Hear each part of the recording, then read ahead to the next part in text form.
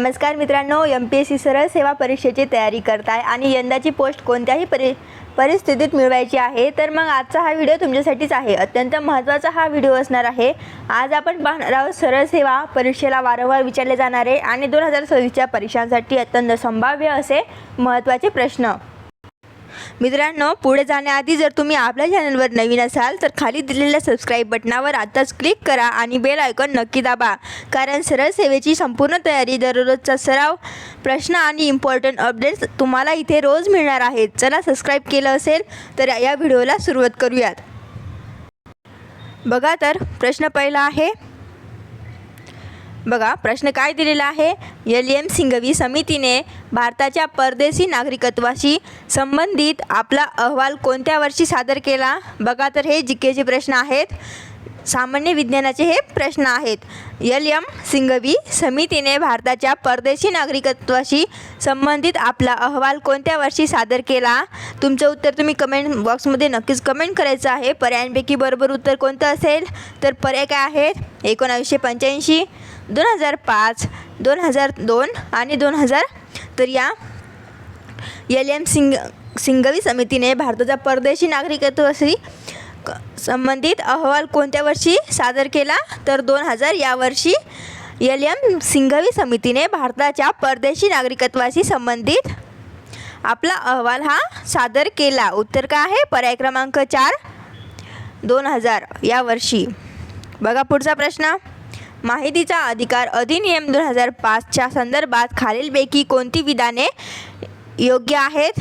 तर बघा विधान काय आहे? पहिलं विधान आहे, माहितीचा अधिकार म्हणजे कायद्यांतर्गत उपलब्ध होण्यायोग्य माहितीचा अधिकार जो कोणत्याही सार्वजनिक प्राधिकरणाकडे किंवा त्यांच्या नियंत्रणाखाली असतो।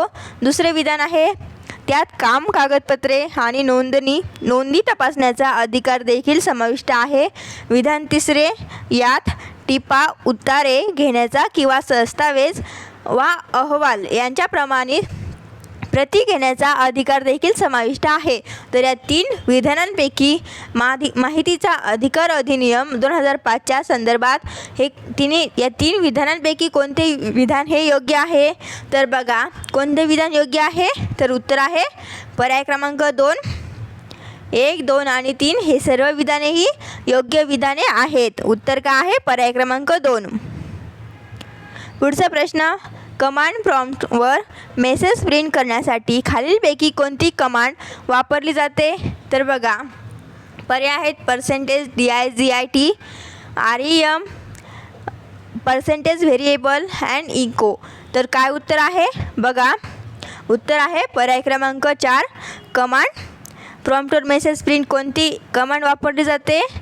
तर आहे उत्तर पर्याय क्रमांक 4, ECHO, ECHO ही कमांड प्रॉम्प्टवर मेसेज प्रिंट वापरली जाते। पुढचा प्रश्न आहे, 2023मध्ये कोणत्या राज्यातील पूरप्रवण जिल्ह्यामधील आपत्ती सज्जता सुधारण्यासाठी जागतिक बँकेने 108 दशलक्ष डॉलर्सच्या रकमेची मंजुरी दिली? पर्याय आहेत बिहार, मेघालय, आसाम आणि कर्नाटक। तर पर्यायांपैकी उत्तर आहे पर्याय क्रमांक 3, आसाम। बघा पूरप्रवण क्षेत्रासाठी 108 दशलक्ष तरतूद ब्रह्मपुत्रा नदी पात्र बदलणारी नदी हिला आसामचे काय म्हणतात? तर दुःखाश्रू म्हणतात। आसामच्या या नदीला काय म्हणतात? तर आसामचे दुःखाश्रू।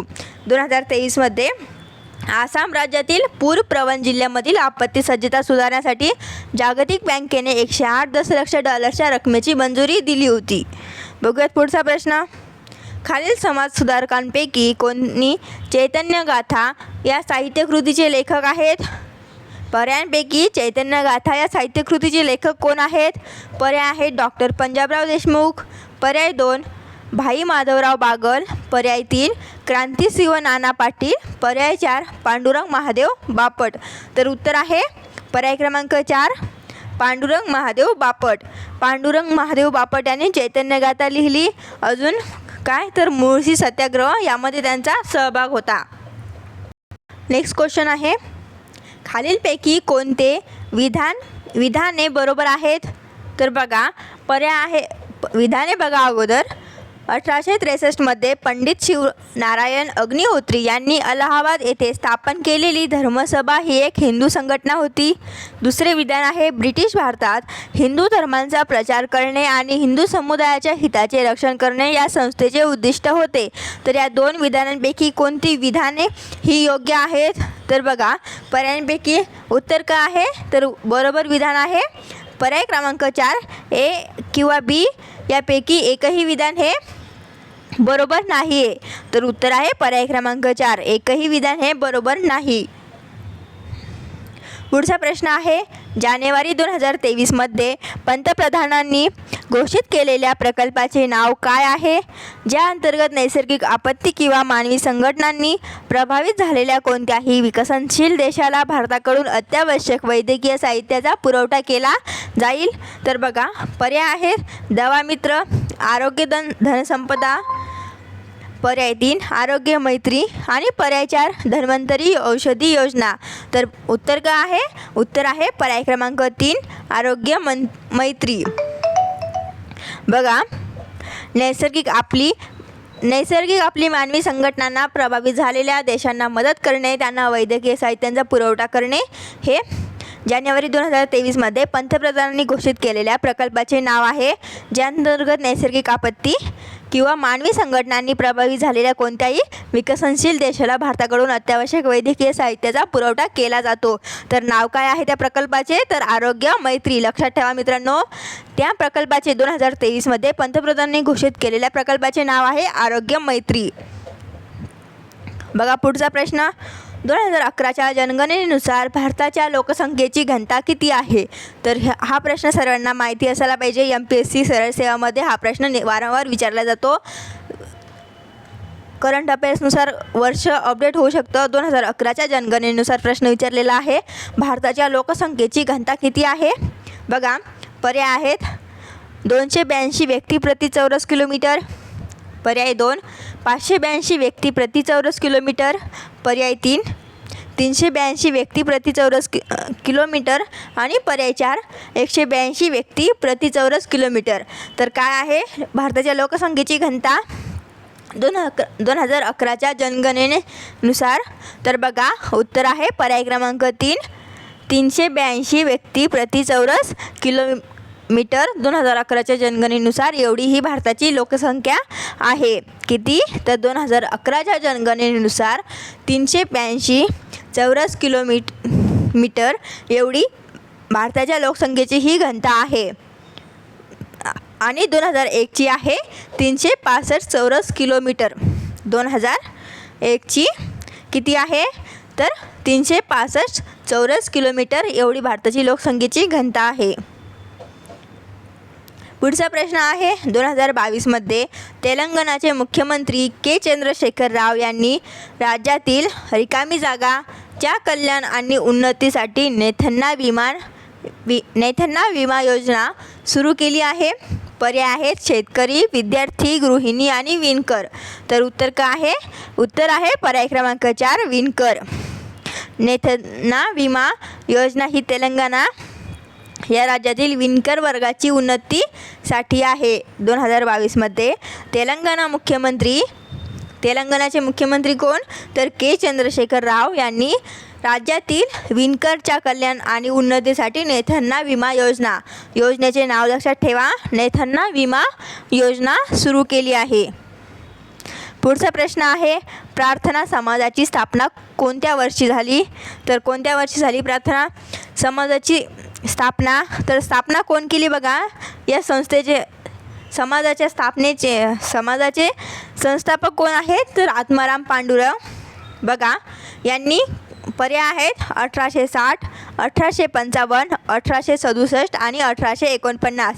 तर प्रार्थना समाजाची स्थापना कोणत्या वर्षी झाली हा आपला प्रश्न आहे. तर उत्तर आहे पर्याय क्रमांक 3 1867 या वर्षी प्रार्थना समाजाची स्थापना झाली आहे. बघा, उद्देश काय होता? तर एकाच देवाची उपासना करणे. या समाजाचा उद्देश होता एकाच देवाची उपासना करणे. यामध्ये सहभाग होता मगो रांडे यांचा आणि कुदुमकरी वीरेसलिंगम यांनी दक्षिण भारतामध्ये या समाजाचा प्रसार केला होता. संस्थापक कोण? तर आत्माराम पांडुरंग. बघूयात पुढचा प्रश्न.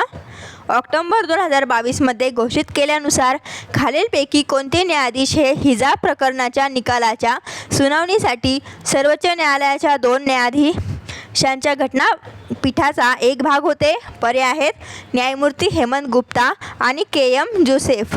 दुसरा पर्याय न्यायमूर्ती हेमंत गुप्ता आणि सुधांशु धुलिया. पर्याय 3 न्यायमूर्ती अजय रस्तोगी आणि संजीव खन्ना. पर्याय 4 न्यायमूर्ती संजय किसन कौल आणि के.एम. जोसेफ. तर उत्तर काय आहे? बघा, उत्तर आहे पर्याय क्रमांक 2 न्यायमूर्ती हेमंत गुप्ता आणि सुधांशु धुलिया. ऑक्टोबर 2022मध्ये घोषित केल्यानुसार न्यायमूर्ती हेमंत गुप्ता आणि सुधांशु धुलिया न्यायाधीश हे हिजाब प्रकरणाच्या निकालाच्या सुनावणीसाठी सर्वोच्च न्यायालयाच्या 2 न्यायाधीशांच्या घटनापीठाचा एक भाग होते. तर कोण 2 न्यायाधीश? तर न्यायमूर्ती हेमंत गुप्ता आणि सुधांशु धुलिया.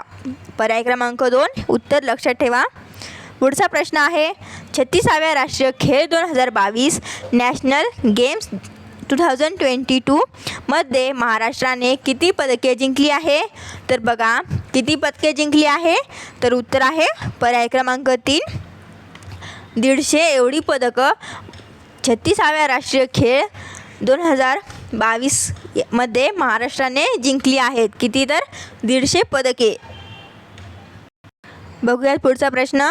मार्च 2023मध्ये खालीलपैकी कोणत्या ठिकाणी आयोजित केलेल्या कार्यक्रमात केंद्रीय पर्यावरण, वन आणि हवामान बदल मंत्री यांनी अरवली पर्वतरांगेभोवतालच्या 4 राज्यातील 5 किलोमीटरच्या राखीव क्षेत्राला हरित करण्यासाठीचा एक प्रमुख उपक्रम अरवली ग्रीन वॉल प्रोजेक्ट शुभारंभ केला? तर बघा, पर्याय आहेत बालापूर उत्तर प्रदेश. पर्याय 2 बडगाव राजस्थान. पर्याय 3 टिकली हरियाणा. पर्याय 4 कंगन हेडी दिल्ली. तर उत्तर काय आहे? उत्तर आहे पर्याय क्रमांक 3 टिकली Haryana. Aravalli green wall project हा टिकली हरियाणा या राज्यामध्ये शुभारंभ केला होता. बघा पुढचा प्रश्न. माहितीचा अधिकार अधिनियम 2005च्या कोणत्या कलमात जनमाहिती अधिकाऱ्यांच्या नियुक्तीबद्दल उल्लेख आहे? पर्याय आहेत कलम 3, कलम 2, कलम 4 आणि कलम 5. पर्यायपैकी माहितीचा अधिकार अधिनियम 2005च्या कोणत्या कलमामध्ये जनमाहिती अधिकाराच्या नियुक्तीबद्दल उल्लेख आहे? तर उत्तर आहे पर्याय क्रमांक 4 कलम 5. कलम 5 काय आहे? तर RTI ॲक्ट. कलम 5 हा जनमाहिती अधिकार नियुक्त. कलम 3 आहे बघा माहिती अधिकार. कलम 2 हा व्याख्या आणि कलम 4 आहे 4 कलम हा कोणता आहे? तर सार्वजनिक प्रतिकरणांवर अबंधने. आपलं उत्तर आहे पर्याय क्रमांक 4 कलम 5. कलम 5 हा RTI ॲक्ट आहे, लक्षात ठेवा. पुढचा प्रश्न. 2001 ते 2011 या कालावधीत भारताच्या लोकसंख्येचा दशकातील वाढीचा दर किती होता? पर्याय आहेत 17.64%, 21.32%, 11.20%, 18.27%. तर उत्तर काय आहे? उत्तर आहे पर्याय क्रमांक 2 21.32%. एवढा 2001 ते 2011च्या कालावधीत भारताच्या लोकसंख्येच्या दशकातील वाढीचा दर होता. लक्षात ठेवा किती? तर 21.32% एवढा. आणि 2001 ते 2011च्या दशवार्षिक वाढीचा दर काय? तर 17.64% एवढा. पुढचा प्रश्न आहे खालीलपैकी कोणत्या महिन्यात राजस्थान सार्वजनिक परीक्षा भरतीमधील अयोग्य माध्यमांना प्रतिबंध करण्यासाठीचे उपाय अधिनियम 2022ला राज्यपालांनी संमती दिली आहे? तर बघा उत्तर काय आहे? पर्याय क्रमांक 3 एप्रिल 2022. राजस्थान सार्वजनिक परीक्षा अधिनियम 2022 एप्रिल काय आहे? अधिनियम 2022ला राज्यपालांनी संमती दिली तर एप्रिल 2022ला. पुढचा प्रश्न. मेंडेलच्या कार्याचा पुनर्शोध कधी झाला? तो कालखंड कोणता आहे? तर बघा पर्यायांपैकी कालखंड कोणता आहे मेंडेलच्या कार्याचा पुनर्शोध झालेला? पर्यायांपैकी तुमचं उत्तर तुम्ही कमेंट करायचंच आहे. बघा उत्तर सांगूयात. पर्याय क्रमांक 3 1900. मेंडेलच्या कार्याचा पुनर्शोध हा कधी झाला? तो कालखंड कोणता? तर 1919वा 1900 हा तो कालखंड होता. मेंडलच्या कार्याचा पुनर्शोध हा 1919ला सुरू केला आणि 1900ला सुरू केला आणि अनुवंशशास्त्रज्ञ हे ते शास्त्रज्ञ होते. पुढचा प्रश्न, रिकामी जागा यांनी तत्वरंजनी सभा स्थापन केली आणि नंतर तिचे नाव तत्वबोधिनी सभा असे ठेवले. नाव काय ठेवले तर बघा, तत्वबोधिनी सभा. तत्वरंजनी सभा स्थापन केली आणि त्यानंतर त्या सभेचे नाव ठेवण्यात आले तर तत्वबोधिनी. तर कोणी ती सभा स्थापन केली तर पर्याय आहेत राजा राममोहन रॉय, रवींद्रनाथ टागोर, देवेंद्रनाथ टागोर आणि स्वामी विवेकानंद. तर पर्यायांपैकी उत्तर काय आहे तर उत्तर आहे पर्याय क्रमांक 3 देवेंद्रनाथ टागोर. बघा, तत्वबोधिनी सभा ही देवेंद्रनाथ टागोर यांनी स्थापन केली. 6 ऑक्टोबर 1839ला ती स्थापना झाली होती. उद्देश काय होता तर उपनिषदचा प्रसार करणे. ब्रह्मसमाजापासून विभक्त घेऊन स्थापना.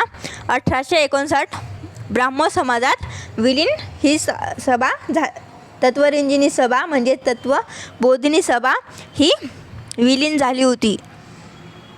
पुढचा प्रश्न, भारतीय राज्यघटनेने प्रदान केलेल्या मूलभूत कर्तव्यांअंतर्गत खालीलपैकी कोणते येत नाही. पर्यायांपैकी भारतीय राज्यघटनेचे प्रदान केलेल्या मूलभूत कर्तव्यांअंतर्गत पर्यायांपैकी कोणते येत नाहीत तर पर्याय आहेत सार्वभौमत्वाचे रक्षण करणे, सामंजस्य वाढविणे, देशांचे संरक्षण करणे आणि मालमत्ता खरेदी करणे.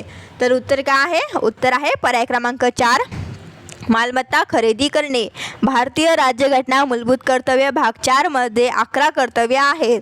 त्यापैकी मालमत्ता खरेदी करणे हे त्यामध्ये येत नाही. पर्याय क्रमांक 4 आहे मालमत्ता खरेदी करणे हे भारतीय राज्यघटनेने प्रदान केलेल्या मूलभूत कर्तव्यामध्ये येत नाहीत. बघूयात पुढचा प्रश्न आहे, दुसरे अँग्लो शीख युद्ध कोणत्या वर्षी झाले. दुसरे अँग्लो शीख युद्ध हे युद्ध कोणत्या वर्षी झाले तर बघा, उत्तर आहे पर्याय क्रमांक 1 1848 मध्ये हे युद्ध झाले. पुढचा प्रश्न आहे, खालीलपैकी कोणता अनुच्छेद संसदेला सशस्त्र दल, निमलष्करी दल, सार्वजनिक दल आणि सदृश दलांच्या मूलभूत अधिकारांवर निर्बंध घालण्याचा किंवा रद्द करण्याचा अधिकार देतो. तर उत्तर आहे पर्याय क्रमांक 2 अनुच्छेद 33. बघा, अनुच्छेद 33 हा लष्करी दलांच्या मूलभूत अधिकारावर बंधने आहे आणि मुख्य अधिकार काय तर भाग 3 मध्ये 12 ते 35. पुढचा प्रश्न, दिलेल्या पर्यायांपैकी कोणता भारतातील सर्वात जुना भूभाग दर्शवतो. पर्याय आहेत उत्तरेकडील मैदाने, द्वीपकल्पीय पठार, हिमालयीन पर्वते, समुद्रतटीय मैदाने. तर या पर्यायांपैकी बघा, दिलेल्या पर्यायांपैकी कोणता भारतातील सर्वात जुना भूभाग दर्शवतो तर ते पर्याय कोणता आहे. बघा, पर्याय आहे 2 द्वीपकल्पीय पठार. पर्यायांपैकी द्वीपकल्पीय पठार हा भारतातील सर्वात जुना भूभाग दर्शवतो. पुढचा प्रश्न, जीवन प्ररूप दृश्य प्ररूप संबंध विकसित करण्यासाठी कोणता जीवनशास्त्रज्ञ ओळखला जातो. तर बघा, पर्याय आहेत Francis Collins, Karl Landsteiner, William Johannes, Rosalind Franklin. तर उत्तर काय आहे विल्यम जोहान्सन. पर्याय क्रमांक 3 विल्यम जोहान्सन हा जीवन प्ररूप दृश्य प्ररूप संबंध विकसित करण्यासाठी ओळखला जातो. पुढचा प्रश्न आहे, अनाहिलेशन ऑफ कास्ट हे पुस्तक रिकामी जागा यांनी लिहिले. तर पर्यायांपैकी अनाहिलेशन ऑफ कास्ट हे पुस्तक कोणी लिहिले आहे. पर्याय आहेत बाबासाहेब आंबेडकर, महात्मा गांधी, लाला लजपतराय, बाळ गंगाधर टिळक. तर उत्तर आहे पर्याय क्रमांक 1 बाबासाहेब आंबेडकर यांनी अनाहिलेशन ऑफ कास्ट हे पुस्तक लिहिले आहे. पुढचा प्रश्न, कोणत्या जीवनसत्वाची कमतरता रातआंधळेपणाशी निगडीत आहे. तर बघा, पर्याय आहेत ए, B12, के आणि डी. तर उत्तर काय आहे उत्तर आहे पर्याय क्रमांक 1 ए जीवनसत्वाची कमतरता रातआंधळेपणाशी निगडीत आहे. बघा, व्हिटॅमिन डी, कॅल्सिफेरॉल याचं नाव काय आहे तर कॅल्सिफेरॉल हे काय निगडीत आहे तर मूळदूस. आणि व्हिटॅमिन के फॅलॅक्विनॉन आणि B12 सायनोकोबॅलामिन याच्याशी निगडीत आहे. तर मित्रांनो, हे होते आपले आजचे प्रश्न. या प्रश्नांपैकी तुमचे किती प्रश्न बरोबर आले ते तुम्ही कमेंट करून नक्की सांगा. जर तुम्हाला ही प्रश्नांची सिरीज आवडली असेल आणि असेच व्हिडिओ रोज हवे असतील तर व्हिडिओला एक लाईक नक्की करा आणि आपल्या स्पर्धा परीक्षा करणाऱ्या मित्रांसोबत हा व्हिडिओ शेअर करा.